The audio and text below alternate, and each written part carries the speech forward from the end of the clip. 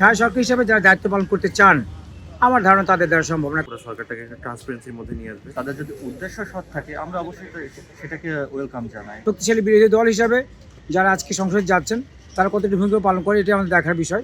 But ছায়া সরকার এই কনসেপ্টে এখন পর্যন্ত বাংলাদেশের মানুষ বোঝে না, জানেও না। সেই কারণে ছায়া সরকার কতটুকু দায়িত্ব পালন করতে পারবে এটা নিয়ে যথেষ্ট সন্দেহান আমরা চাই দুর্নীতিমুক্ত দেশ পরিচালিত হোক বর্তমান সরকার দ্বারা, কিন্তু ছায়া সরকার হিসাবে যারা দায়িত্ব পালন করতে চান, আমার ধারণা তাদের দ্বারা সম্ভব না, কারণ তারা বিভিন্নভাবে বিতর্কিত।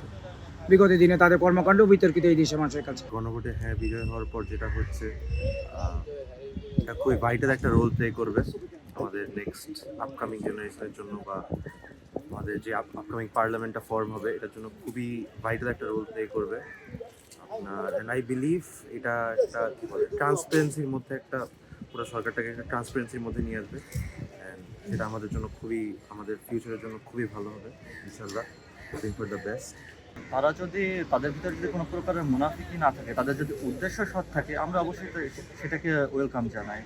কিন্তু তাদের ভিতরে যদি কোনো ধরনের মুনাফিকি বা অন্য কোনো বিষয় থাকে, সেক্ষেত্রে আমরা বিষয়টাকে আমরা কোনোভাবেই অ্যালাউ করবো না বা গ্রহণ করবো না।